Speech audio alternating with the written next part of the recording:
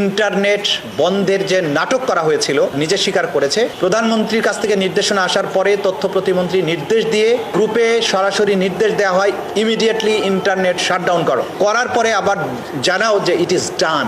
জিজ্ঞাসাবাদের এই প্রক্রিয়াটা আমরা যে করছি সেটা গতানুগতিক কোনো পুলিশ রিমান্ডের মতো নয়। সেখানে একটা স্বচ্ছ কাচের দেয়ালের পেছনে বসে আমাদের তদন্তকারীরা তাদের সাথে কথা বলেন এবং কাচের দেয়ালের বাইরে তার আইনজীবী বসে সবকিছু দেখেন। তাকে কোনো ভয়ভীতি, জোর প্রদর্শন, শক্তি প্রদর্শন, ভয়ভীতি প্রদর্শন এগুলোর কোনো সুযোগ এখানে নেই। সম্পূর্ণ আন্তর্জাতিক স্ট্যান্ডার্ড মেনটেন করেই তাকে জিজ্ঞাসাবাদ করা হয়। গতকালকে একজন আসামিকে আমরা জিজ্ঞাসাবাদ করেছি, সাবেক আইসিটি প্রতিমন্ত্রী জোনায়েদ আহমেদ পলক। সে অনেক তথ্য আমাদেরকে দিয়েছে যেগুলোর ব্যাপারে আমরা তার নিজের কাছ থেকে যেমন পেয়েছি, পাশাপাশি অন্যান্য সোর্স থেকেও যেটা পেয়েছি যে জুলাই আগস্টের এই অভ্যুত্থান চলাকালীন সময়ে ইন্টারনেট বন্ধের যে নাটক করা হয়েছিল সেটি কোনো দুর্ঘটনা ছিল না।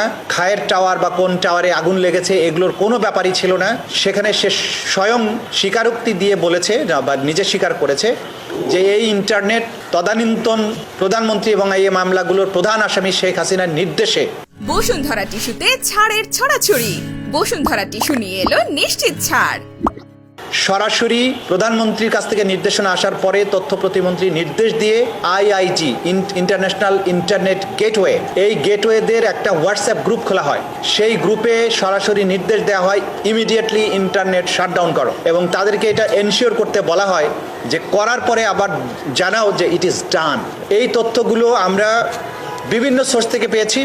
সেগুলো যাচাই বাছাইয়ের জন্য সেই সংশ্লিষ্ট আসামিকে আমরা জিজ্ঞাসাবাদ করেছি, তিনি এটা সত্যায়ন করেছেন। সুতরাং ইন্টারনেট বন্ধের মাধ্যমে জুলাই আগস্টের সংগঠিত গণহত্যাকে গোটা দুনিয়ার কাছ থেকে আড়াল করার যে আড়াল যে করা হয়েছে এবং এটার ব্যাপারে যে মিথ্যা অজুহাত দেওয়া হয়েছে যে ইন্টারনেট কেবল লাইন পুড়ে গিয়েছিল, এটা হয়েছিল, সেটা হয়েছিল, সর্বৈবভাবে মিথ্যা।